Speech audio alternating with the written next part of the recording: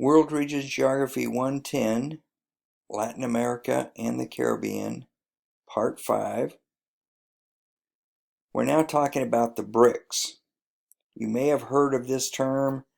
You're not really hearing it as much as you used to a few years ago, but it is Brazil, Russia, India, China, and South Africa. That's what BRICS stands for.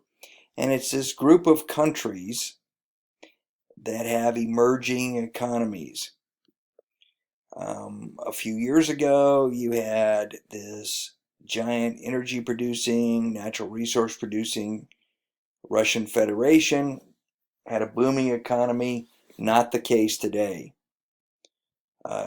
China, the major manufacturing center in the world, still a major manufacturing center, but starting to show signs of serious economic issues, which I think are going to even become more apparent in the near future. India, again, a country that was booming, going to be one of the major producers, now has greatly slowed down and is struggling to get back going in the direction it wanted to go. Brazil was a booming economy a few years ago when they were awarded the Olympics and awarded the World Cup.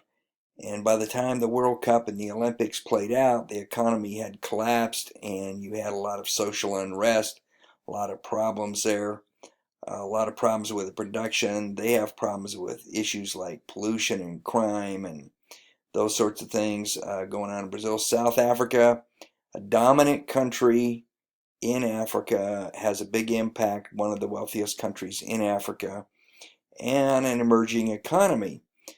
These two in particular have, actually these three, have wanted to project themselves more. India has stayed primarily in its little home sphere. China is wanting to project control over all of this region right here and all the way down into Fiji and these islands all the way down here. Is trying to project itself, building its navy. Russia is trying to project itself back into former Russian territories to reclaim the former Soviet Union. So there's been a lot of talk about their economic success. And, you know, China had 10% growth, and now it's down around 5 or 6%, and they're saying that that's probably overstated considerably. These countries are having a big impact on the global economy, and when they turn south, are probably going to have a pretty severe impact also. So territory and politics. So U.S. influence. U.S. influence started way back with the Monroe Doctrine. U.S. began protecting this region from Europeans who were trying to dominate the region. As nearly part of the 19th century, most of these countries broke away from Spain and their European partners. The European colonists, and America began saying, no, you can't come back in here. This is our area. We're going to be the ones making the rules. You have early part of the 20th century, the Panama Canal, 1903. The U.S. Took over. The French had tried to build a canal through there, couldn't get it done. The Americans stepped in, built the canal, and were given the right to operate the canal forever. And Jimmy Carter gave it back to Panama. And it ultimately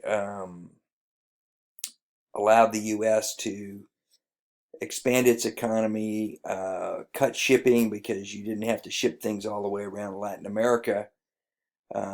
So it increased global trade, but now with global warming, it will probably a lot of this trade will go up above Canada and through Alaska and the Bering Straits. Anyway, the Cold War, Latin America, unfortunately, was a victim of Soviet and U.S. Um, world game, which was the Cold War.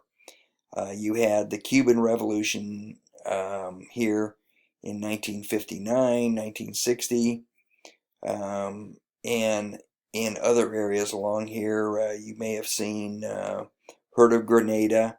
The Cubans were down trying to help overthrow the government. The U.S. stepped in, seized control, threw the Cubans out. Dominican Republic in 1965, troops went in because of political struggles throughout this region. You can see Nicaragua in 1900 to 1933, or and Nicaragua again in 81, and the United States left El Salvador, Guatemala, Mexico, um, Panama, Chile in the early 70s, Venezuela in 2002, Colombia in the 1990s, Argentina in 82. So all these political unrests, a lot of the governments in here were socialist leaning. That was the U.S. didn't like that. U.S. policy went in and often overthrew socialist governments that got power during the Cold War.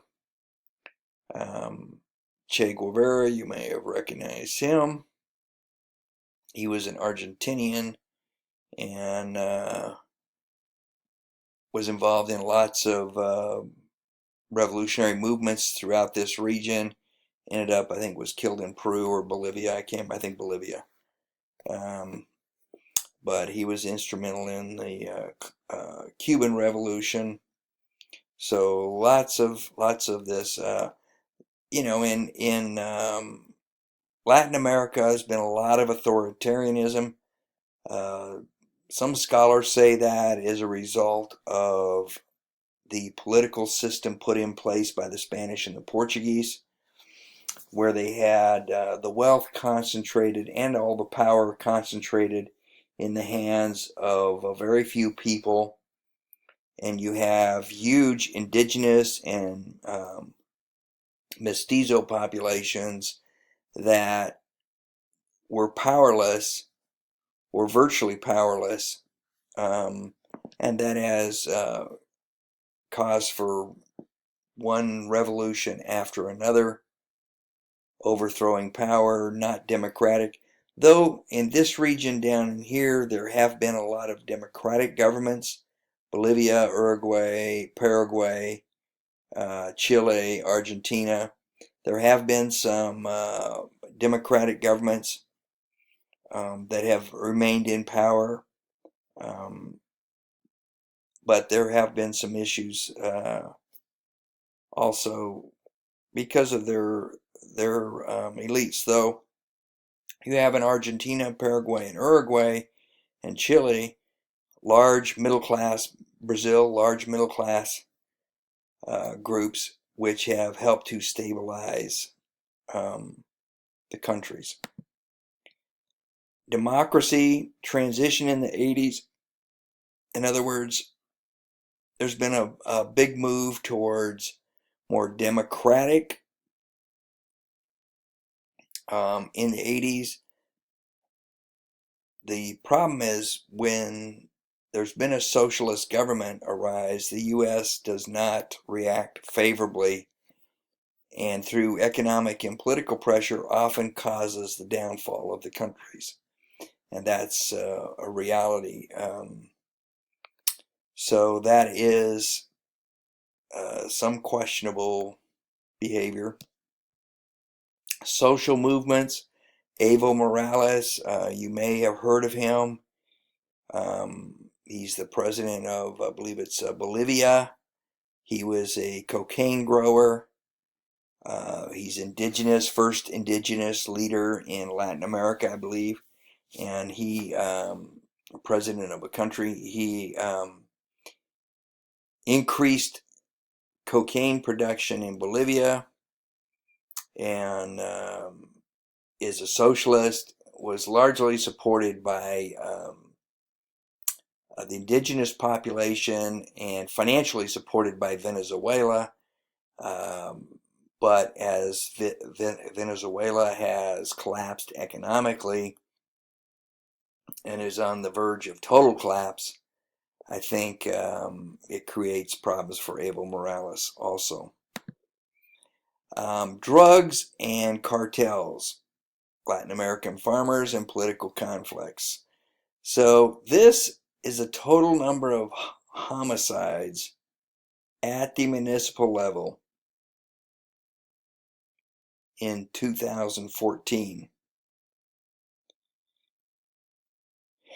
What this is,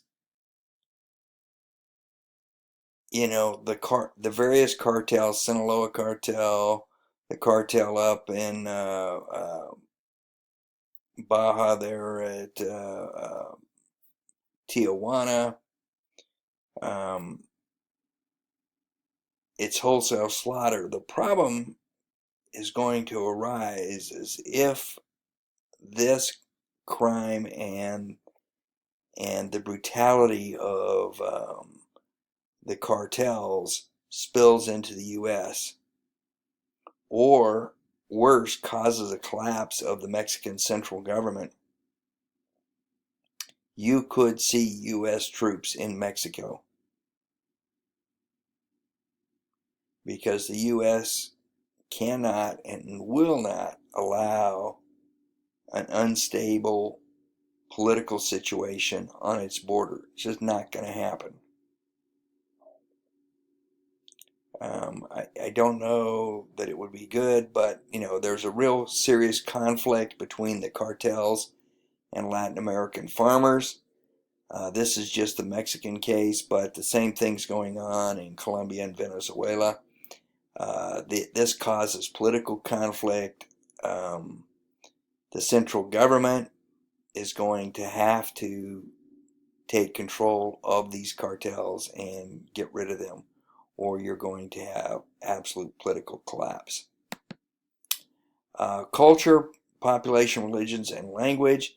Catholicism is the dominant religion throughout Latin America and the Caribbean.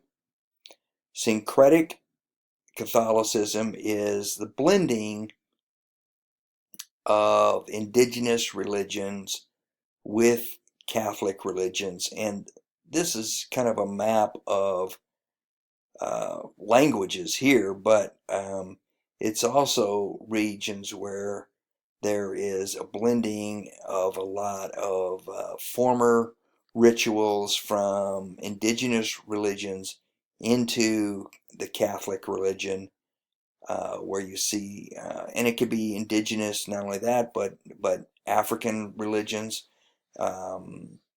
or other religions of people that have moved into the area, blending with Catholic religion to form a new religion. So syncretic.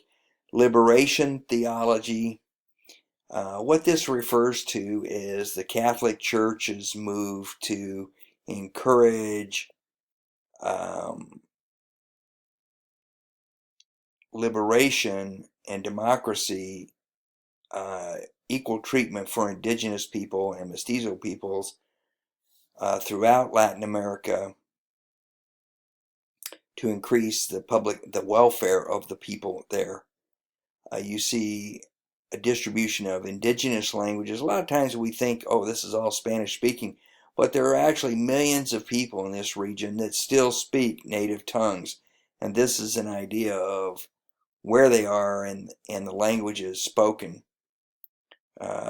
Just kind of match it up with the map here. It's kind of, and you have British, French, or French, Dutch, spoken in a few of these regions, British over here. So there's some diverse languages in Latin America.